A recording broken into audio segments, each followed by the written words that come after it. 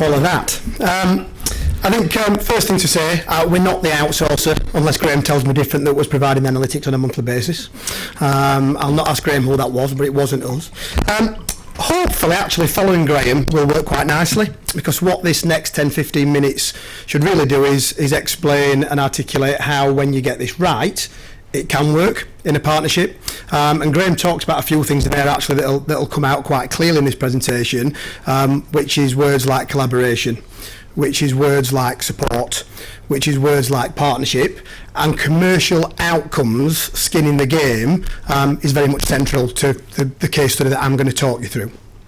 So as Kelly said, I'm Mark. I'm MD for the retail sector in Webhelp. For those of you that don't know Webhelp, just a little bit about us.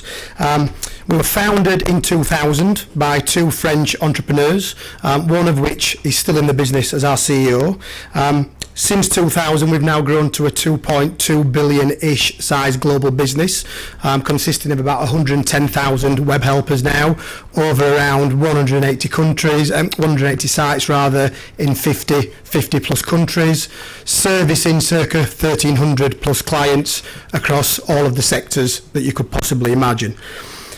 From a service offering perspective, we are everything from traditional BPO all the way through to specialist BPO and all of the customer engagement services you would expect to see in the middle of that, such as service consulting, content moderation services, technology enablement, etc. And the case that I'm going to talk to you about today is with a company called Halfords, who I'm sure many of you, if not all of you in the room, will have heard about. But again, just a little bit of context before I get into the detail. Halfords are the industry-leading retailer of automotive and cycling equipment. Also, 750 plus stores from a bricks and mortar perspective, and circa 750 outlets for MOT testing services. The servicing circa 750,000 customers a year. So from a scale perspective, a very big, quite traditional bricks and mortar, but other service-related retailer. The case that I want to talk about, again, as I said at the start, really following on from Graham, is we started working with Halfords circa 2 years ago now, and Halfords at the time had quite a particular burning platform, and that burning platform was all around the fact, like lots of businesses, a real need to enhance their customer experience whilst reducing cost. And again, as many of you, and again all of you might know in this room, that's a usual, typical problem statement, but not the easiest to solve. Their landscape, which gave them a real burning platform, was as a large bricks and mortar retailer, they had quite a decentralised customer contact model. What does that mean? That means that circa 50-60% of all of their contacts from customers about any contact type hit their stores. And from a landscape perspective, that meant that there was a high level of inefficiency, a high level of, well, a lack of visibility onto what that customer contact demand was. And from a perspective in the stores, you've got store colleagues not doing the job that they're paid to do. We engaged with Halfords initially, and I think a really important part of this presentation about how you work in phases, something I think again Graham was alluding to, and not selling things before work's actually been done and proven. We started working with Halfords more on a consultative basis to try and work with them and them as a business to understand how that operating model could be developed and what that right operating model should look like. Now, that wasn't necessarily to be an outsourced landscape. That could have quite easily been to do an in-house model at a large scale. By working with Halfords on that consulting piece, as you would imagine, we found a number of inefficiencies, but along with a number of opportunities. And over the course of about 3 to 6 months, we worked independently from a consulting perspective with Halfords to create a future operating state and business case that could be taken to their board to try and mobilise. Ultimately, that engagement resulted in Halfords deciding what they needed to do was centralise their operation, create a new operation, in this instance with an outsourcer out in South Africa, which Andrew, you'll be pleased to hear, and we put that actually into Johannesburg. If I click forward slightly, in fact, I'll just touch on the journey to the bottom actually.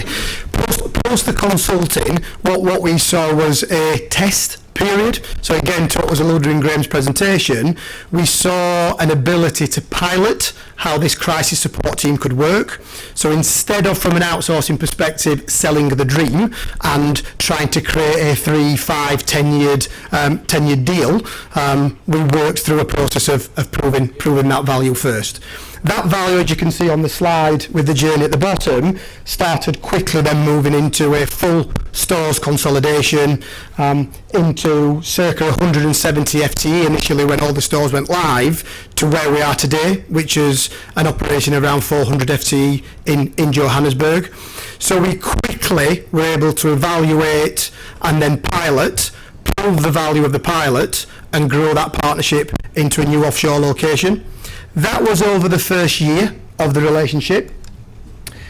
Quite quickly, and make no apologies from an outsourcing perspective of this, of course we were then keen to sell more once we'd proved our worth, and Halfords as an organisation were very keen to evolve their offering further as well, and naturally was keen to do that with us because of the value that we'd already demonstrated. And we moved into a real evolve phase, and that evolving phase was all about how extra value could be added outside of the service proposition into the rev gen space. As you can imagine from the landscape that I articulated at the start of this presentation, having contact going into over 700 stores, not tracked, not followed through, not reported on, the ability to understand what revenue or even cost leakage that there was in the business was very tough. We were able to, through good analytics, start to understand what that cost leakage was and where the revenue opportunities were. So worked really closely in collaboration with Halfords to build, in essence, a revenue generation programme that focused on skills of the individuals within the South Africa region for the sales skill, creating a culture, an environment that supported a sales ethos, and implemented a purpose in-house built next best action tool that worked with Halfords technology.